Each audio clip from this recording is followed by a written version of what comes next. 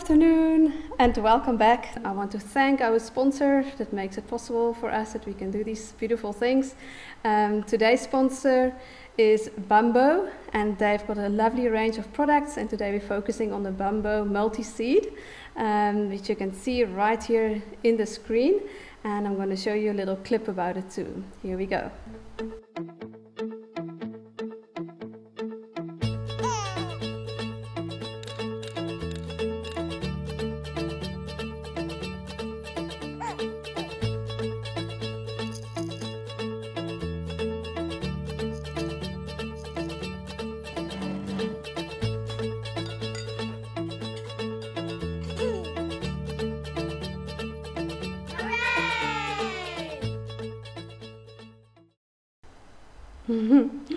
Hope you love that. I really did.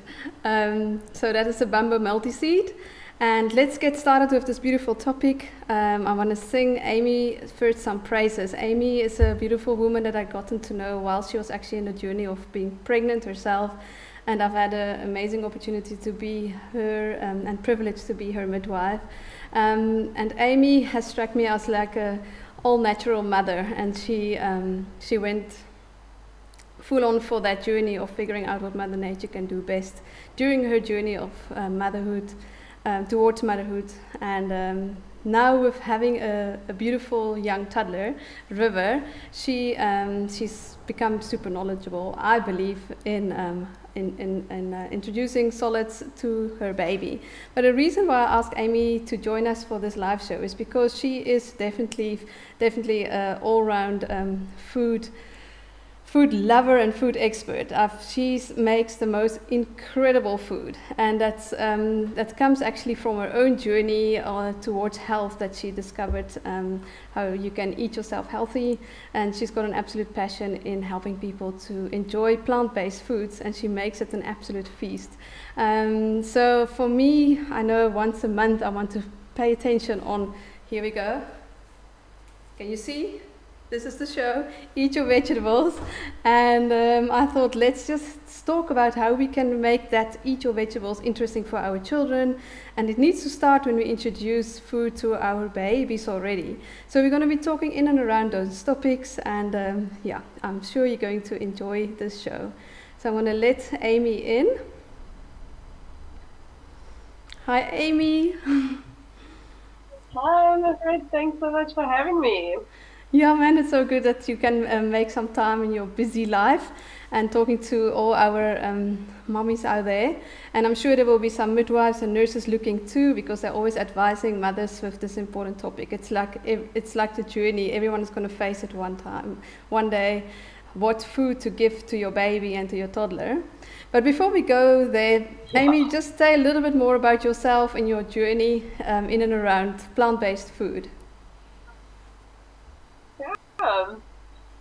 So I started on the plant-based journey about 7 years ago, I'd say. I've always liked vegetables a lot. Like I used to just always choose a vegetarian option in restaurants in any case. And then I started really doing a lot of research into it, because I've got quite a bad family history of heart health and cancer and that kind of thing, so I wanted to go the natural preventative route, and I thought I would start with my diet. And the more I looked into it, the more I just couldn't, for me it just rang true, and I couldn't do it any other way. So I started slowly. I didn't cut out animal products altogether overnight. I started slowly. I cut out meat at first, and then you move on to the dairy. Because, you know, everyone says cheese is the hardest one to give up. So I started slowly, and I've really loved it. Now I've made a career out of it. I'm a plant-based chef. I started at a market stall in Cape Town, at a Ranyazut market. And then I moved down to Port Elizabeth, and I started doing lunch deliveries out of my house. And also did a market and some catering and that kind of thing. And then we started a restaurant called the Kindred Kitchen, and yeah, and I've been growing ever since. Now I also do consulting for lodges, and I'm busy studying to be a health coach actually. So yeah, that's sort of a bit about me. I've got a little 2-year-old girl. She's 2 and 3 months now, and yeah, she's just great. Wow, what a beautiful story! I love it how your life story just evolves, right? I mean, you're originally already drawn to plant-based foods, and then just how your story became your almost like your destiny, and you're definitely destined to work in this realm of food and all the things that you do. So that's really admirable, and it's just so important, Amy. It's just so close to my heart because so many people are really battling with health issues, and it actually comes down with what we put in our body most of the time. And it starts when we have children, and it's so important that we are the right examples for them and that we set them up for life. So how did that go and work for your baby? Because now you knew what is best for you and your health. How did you manage to translate it into River's life? Yeah. So I guess it starts way before you even get pregnant. Hey? I mean, I was eating plant-based before, and when I fell pregnant, to be honest, the first 3 months I found very difficult. I didn't eat very healthily at all. I was living on a lot of fruit, which was cool, but that was about the healthiest of the options I ate. But then after that, it was because I was very nauseous. I had morning sickness all day, like a lot of women. So after that, I really started eating very healthily, and I started also eating a lot of greens. So a lot of greens. So kale, lots of spinach, smoothies, and in like curries and salads and all sorts. So I actually remember coming to you for a checkup or so, and my iron was a bit low, and I remember really being able to get it up with food, which I was really happy about. And then also lots of beans. Of course, those also have lots of iron in them. So that's sort of where it starts, I think. And also for me, I believe not having dairy when you are pregnant and when you're breastfeeding is quite important.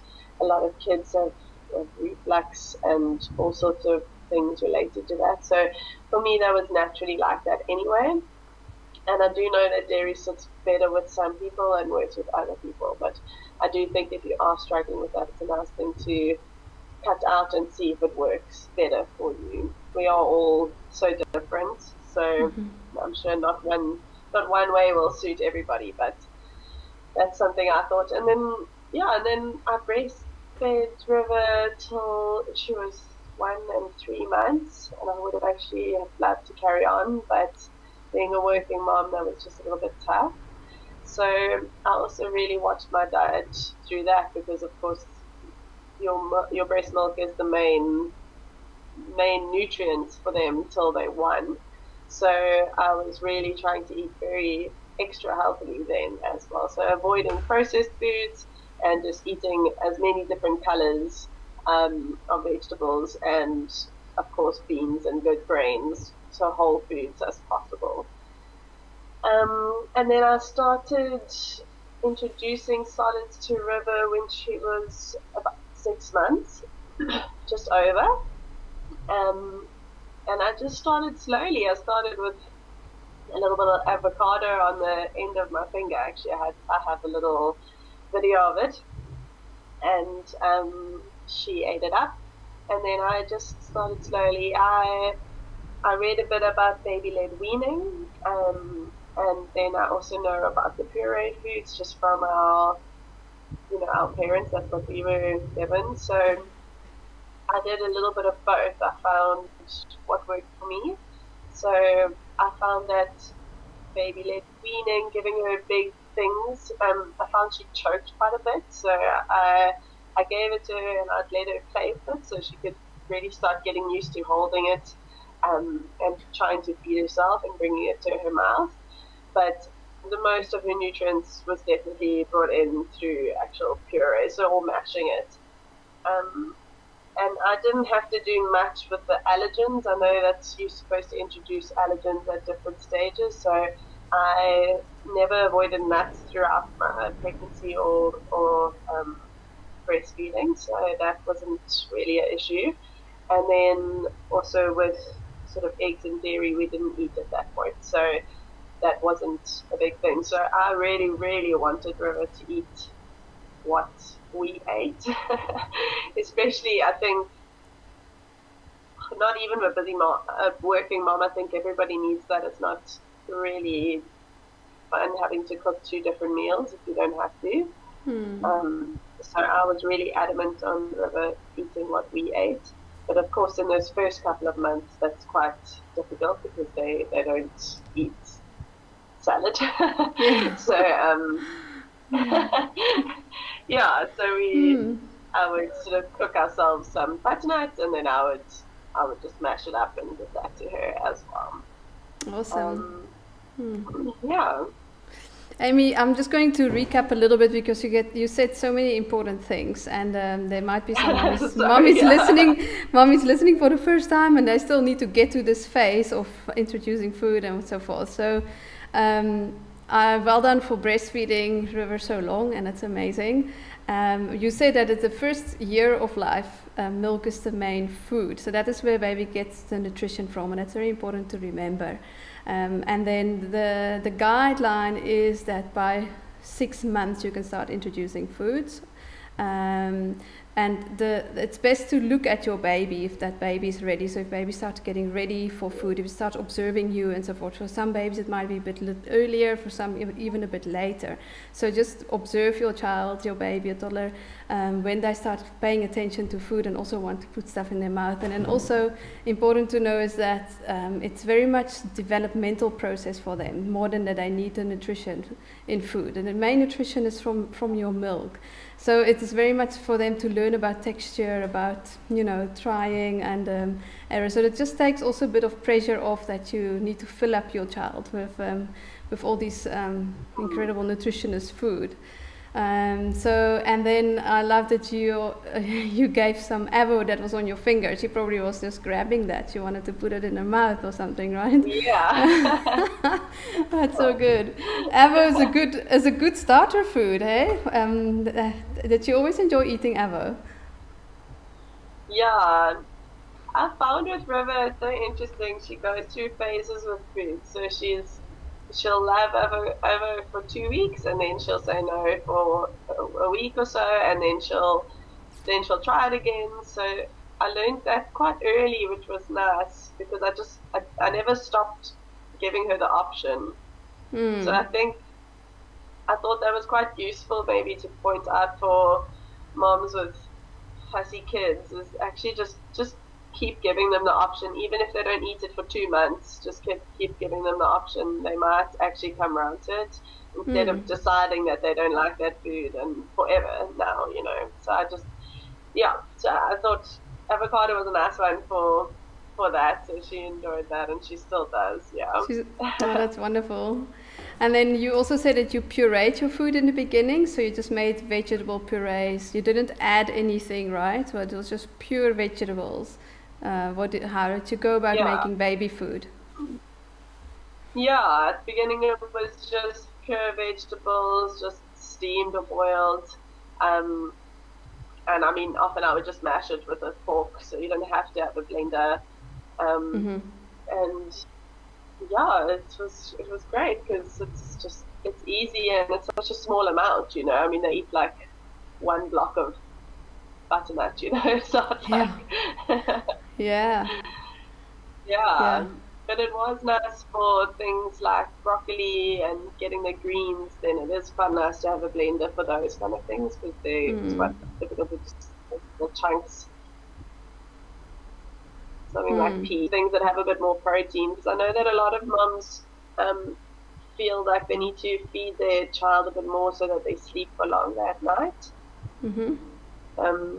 So what I've recommended to a few people is to try and feed those sort of higher protein vegetables in the evenings, if that will help, so broccoli and peas are quite a good one for that. And then if you are going for the lentils or the beans and rice and that kind of thing. So I know a lot of moms turn to the rice cereal, a baby cereal. And I think that has its place for sure, but for me, I would just always choose a whole food. and something that hasn't been mass produced first, if you can. Yeah, very, very important. Let's talk quickly about that on the cereal topic. I don't know if that's still the thing, that I think that the first food should be a cereal out of a fancy baby box, baby cereal. That's what is your experience on that? Yeah, they do.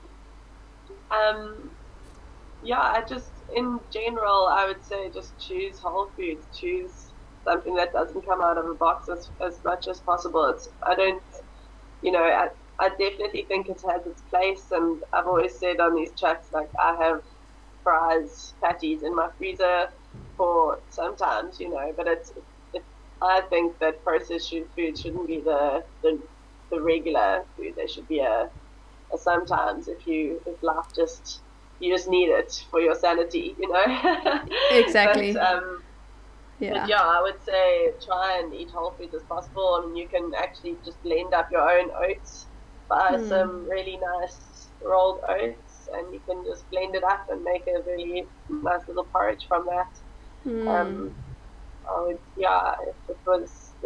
I chose to avoid those. And I also found it interesting that some people believe that formula is actually better for their child than breast milk. So I've heard that quite a lot. And really, eh? Yeah. So I think that formula has its place, and I think it's been incredible for people to have a different option other than breast milk. But I definitely don't think it's better. Nothing will be better than what is produced in your own body. No, absolutely, sure. Yeah. Yeah, no, gosh, we can spend so much time on breastfeeding and telling why it is so much better. Yeah, I was about to launch into I thought I wouldn't, but your breast milk is just incredible. Absolutely incredible. Yeah, no, it is. Yeah. So just as an extra one that we put out there, just don't forget how incredible breast milk is. We will talk on that another time, because it is definitely the number one food by far. It's also the best medicine to keep your child healthy. And there's no life cells and immune systems in formula milk, so it's definitely the best medicine as well. Yeah. Yeah, no, amazing. So it shouldn't be so complicated, and definitely shouldn't be expensive, right? I mean, just keep it simple. It's whole foods. It's the only thing that you might need is some preparation, just to be ahead of yourself, right? How did that play out for you? Yeah, so at the beginning I did do a couple of ice cube. I would steam some sweet potato and mash it up and put it in some ice cubes. So that is quite helpful if you need to, if you just need some quick snacks. It's really good to have on hand. I also used to boil some carrot sticks and keep them in the fridge. So that's really helpful for the first little bit. When they start eating like properly, I would say after a year or so that she was really eating like meals, then preparation becomes a little harder. So if they aren't eating what you eat, or if you are really busy, then I would say that it's really good to prepare. So take a Sunday and make a whole tray of fritters or that kind of thing, something that you can keep in the freezer. That would be really helpful. I haven't been very good at that, I must say. I don't want to cook on my Sunday off, so I'd say it's definitely best to be prepared. I was quite lucky when River was little. I was working from home, so it was a bit easier for me to just feed her what I ate. But if you are going to be sending them to daycare, or if you're going to be having a nanny, then it's definitely good to prepare. So yeah, the ice cubes work super well for the first couple of months, and then just ready-made, ready steamed cut veggies for the fridge. so that they can, like you say, hold on to something, feed themselves, just as long as they're being watched really well for choking, and that's great. Yeah, that's awesome. And how did you find that your daughter loved those kind of food that you made it for her? She just enjoyed it always? No, definitely not. It was definitely easier at the beginning. I must say, now that she's 2, she's going through a bit of a more difficult phase. So I was extremely strict for the first year of her eating. So I'd say from 6 months till a year and a half. So I was extremely strict. No sugar, hardly any salt, nothing crumbed, nothing like. Well, I've just heard so many kids that live on fish fingers and chicken nuggets and oven-baked chips that I was so scared to even let her taste that, because I was like, if she tastes it, then she'll want it. If she's never tasted it, she'll never know. Exactly. She can't say, I want chicken nuggets, and taste the chicken nuggets. So I was extremely, extremely strict. Also, no juice whatsoever. She drank only water and milk. I did give her a little bit of oat milk. You get a very natural oat milk, but that wasn't to replace breast milk. It was just as another drink. So you definitely get some fussy kids, and they go through fussy phases. But I think it's just important to keep on trying.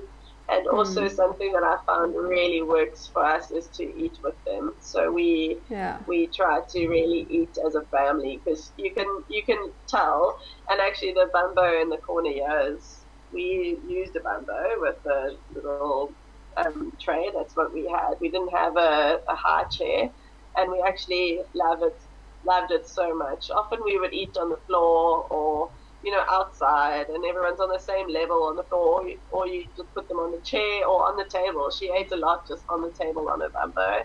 So that was really nice. But we found that we find that eating together is the best. She eats the best like that by far. Yeah, that's a really good tip.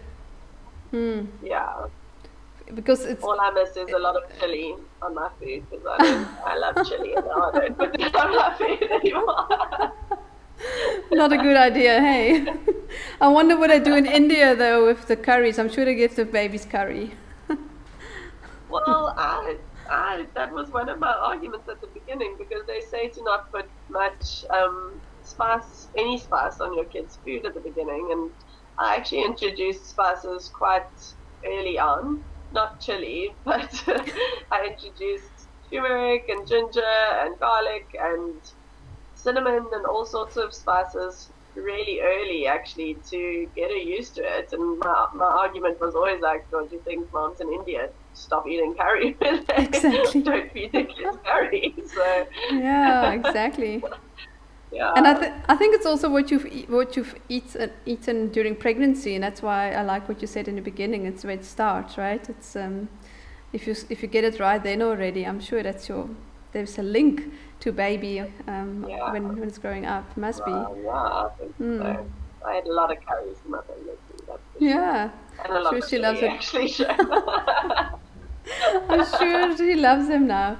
And I also want to emphasize what you mentioned about eating together, because food is such a social event, and it's definitely become visible when you have children. They love that interaction. They love sitting around making it an event, and even making a little game out of it, and it's playful, and all those things help to create a good environment for babies and toddlers to eat their food, right? Absolutely. Yeah, absolutely. Yeah. You can just see it. Yeah, so that's important. And just make it. If you are eating right, then it's going to be easier for your child to eat right too, because they copy you. So it really starts with us also. Absolutely. So and once they can move and talk as well, it's even more important to not eat things that you don't want them to not eat, because like chips, for instance, we don't keep chips in the house, but when we go out and we have some chips, it's absolutely impossible to not give them to River if we are having them. So Yeah. so just it's, I think my biggest advice actually is to eat what you want your child to eat. Wouldn't it be just so much easier if we all are on the same page when it comes to food? Then if you go out, that you get good options everywhere you go, you know, that should just be the norm. Yeah. I mean, there's a lot of food education that can be done. And then the sugar topic, I think that is also a very important one. If you can, I don't know what it is that we think we need to give kids sugar, and that, you know, that I can't go without sugar, or that I need that sweet taste before they can eat food. I think it's just what they used to, what we prime them for, right? Yeah, absolutely. So River eats her oats every morning with absolutely no sugar or honey or anything in it, and I taste it and I'm like, oh, you know, savory oats, but she absolutely loves it because it's she asks for oats as soon as she wakes up. She's like, oh no, it's Mom, and she just loves it, and it's because she's not used to getting a lot of sugar. I mean, now she does get a bit of sugar, and I also found, if she does go to school, I felt like I needed to be a little bit less strict. So with if they had a birthday party and someone brought cupcakes or, you know, that kind of thing, I just felt like I didn't want to always have to say no. But for her regular food, so her food with me at home, and then her food with her grandparents, because they are kind of her secondary caregivers. She spends a lot of time with them. So I was, like I said, in the first year of her eating, I was extremely strict, and she had 0 sugar whatsoever. And I was also, like I said, I was very strict about juice. So I really wanted her to get used to having water only and milk, but just water. So and I can see the difference now. So we don't keep any juice or arroz or anything in our house. So, but when we go to the grandparents, she started having a bit of juice there, and she will not drink water at their house. She will go to the cupboard and pick up the arroz and get it out of the cupboard. So it was just so clear to me that it's just better not to give them that at all. When they're older and they can understand. So even now, like, she knows that she gets it there, but she doesn't get it here, and she drinks water at home or anywhere else really. So so the sugar thing, it's just like us, you know, we'll get used to, if you get used to eating a certain way, things with lots of salt and lots of sugar or takeaways, then that's what you crave. Your body will crave what you eat, and it's exactly the same with your kids. If you're going to keep on feeding them high sugar cookies and juice, that's what they're going to want. It's just, to me, it was just so simple in a way, actually. Wow. Yeah. Yeah, man. It's difficult to do though, because you're going to have to fight with some people. Yeah. But I mean, it's you walking the talk, right? It's just by modeling and knowing what's good. I think there's just so much not, unknown about food and the importance of it and so forth. And I mean, the amount of medical bills that you've probably saved because you've gone this route, you know. Our children get sick so easy with the kind of food that we're giving them all the time, and it's up to us. We are to blame because they don't know better, you know. So if I see all these sick babies, you know, then somewhere we fail them. This is so important for me. Yeah. And to set them up for the rest of life, you know, if they also spend the first 5 years of their life eating deep-fried. Yeah, they might have a bad patch later on. It's like, you know, my mom was maybe a bit too crunchy. I don't know, but they'll definitely come back. Definitely. My mom always jokes that we're going to have a short-haired, River's going to become a short-haired accountant one day. Okay, Amy, I'm not sure if you're hearing me properly, but Me our too. internet connection is not the best. But we're just going to carry on. I hope that it sounds better on your side than on my side. Can you still hear me well? Yeah, I can still hear you, but I think there's a bit of a delay. There's a delay, okay. So, Amy, lastly, I want you to just give up some practical tips on what it is to be a busy woman, a working mother. How can you be prepared? What do you have always ready in your cupboard? And how do you prepare? Just a few practical tips. I'm sure you have them. Yeah, sure.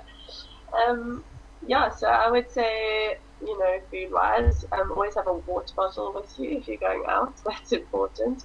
I drink a lot of water, so I always have a water bottle with me, and River often just drinks from my bottle. And then in the house, I always have oats. That's something that really has been good for us.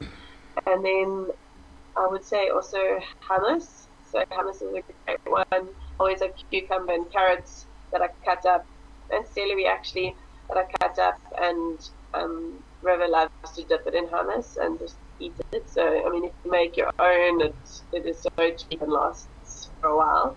If you buy it a little bit less cheap, but it's still quite good.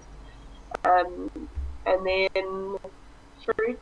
River eats quite a lot of fruit. I try to limit her fruit a little bit, not too much, but like she would eat fruit instead of a meal every meal if I let her. So I do just try to keep that a little bit under wraps, but she does eat quite a lot of fruit, and it's always nice, to give her an apple or a banana or some grapes. And she also loves raisins. That's a good one to have in the house. And then we eat a lot of lentils too. So I always have red lentils in the house because it's quick and easy. So I often make a dal and rice, and always brown rice too. So I often have cooked brown rice and brown lentils in the fridge that I find easy to just add some things to at the end of the day. And then also I keep red lentils just in the house to make a dal or that kind of thing. So often for school, I'll just chop up some tomato and some avocado into the brown rice and lentils, and send that with her, or we'll come home and have that for dinner and then you can add all sorts of things in, So yeah, I found that those kind of little things to be really helpful. And then, like I said, to actually prepare yourself with some ready-made things that you can keep in the freezer. I do bake sometimes, but not often. But if you're a baker, to make some really great, like, sugar-free muffins is always so nice. They love those. And you can also make them gluten-free and add in all sorts of vegetables into your muffins. You can make savory muffins with baby marrow. And then also fritters are really great. I mean, you can quite easily make fritters and keep them in the freezer. And then I also actually have a falafel mix that I buy. It's from Outcast Foods, and it comes like just dry, and you just mix water in and you just make falafels, and I just pop them in the oven, and then I'll have like 12 to 24 falafels just on ready in the fridge. So I found that really helpful as well. And then I'll dunk them into hummus. It's kind of the snacks that are the things you want around. You want healthy snacks on hand, but you're not turning to chips or cookies or sweets, I would say. Amy, those are really good basics. I love it. Maybe we can work on a little list that we can add for our mummies later on. Just a basics from our mummy's pantry. So those are great tips. Yeah, thank you. And just to be one step ahead of life, and it's for ourselves as well. Whenever we feel when we know we're going to travel, just make sure that you think ahead what you can take with. So it's all about being prepared. I guess something else I want to actually just add, if you don't mind. Go for it. I just also want to say, be easy on yourself as a parent and a mom. It does having kids is so incredible, and it's such a gift, but it does take quite a lot from you. And I think it's important to be good to yourself as well. So if you have a night where you just can't, and you just need to get something from, something from the freezer, from the shop, or a takeaway, just do it sometimes. Don't be too hard on yourself. It's also important to keep your sanity and to sleep well, like those kind of things I think are really important, and to be forgiving on yourself. So just don't be too hard on yourself. And if you are generally being healthy with your child, if you slip up sometimes, or not even slip up, if you need a night off, then give yourself a night off. You'll be a better parent, a better mom for that, if you let yourself rest as well. Yeah, I just wanted to add that. Yeah, thank you. Thank you, that's really great. That is so true. And I think also if we have the baseline right, we can definitely, everyone can have a little bit of, fast food here and there, as long as it's in the right right order, right? 80%, 20%, I don't know if that sort of thing that I say. Something like that, Yeah, exactly. Yeah, awesome, Amy. Well, thank you so much for taking time out and share all your experiences and also your valuable information. Where can we find you if we want to find out more about what you're doing? Yeah, so I'm going to be writing a little book on some recipes for weaning children. I've been wanting to do it for a couple of months, but over the next couple of months I'll have some more time, so I'm really looking forward to that. So you can find me on Instagram on An Earthen Life, and then I've also got a website. It's www.anearthenlife.com. And yeah, on Facebook too, but I am much more active on Instagram actually. So, and then you're welcome to get in touch, send me any messages, and also soon I will actually be opening up consultations for this. So I'll be chatting to some moms and helping moms through. Yeah. Awesome. Yeah. Yeah. So thank you so much for having me. It's been really nice to chat. Yeah. And share my 2 cents. No, it was great stuff. We'll put your links in the show notes and in the comments below. And maybe in the future, when that book of yours is ready, we get you back on. That would be great. That would be great. Yeah, but I wish you all the best. And thank you so much. Yeah, big hug for River, your beautiful daughter. Yes. Yeah. Almost home from school. Oh, sweet. Thank you so much, Amy. We really appreciate you. Thanks so much. I'm gonna thank you so much. Say bye to you here, get you out. There we go. So thank you for everyone that was listening today. I hope you enjoyed that as much as I did, and hope the technical issues weren't too bad. And thank you to Bambo for making the show a possibility. The Bambo multi-seed, here we go, one last time.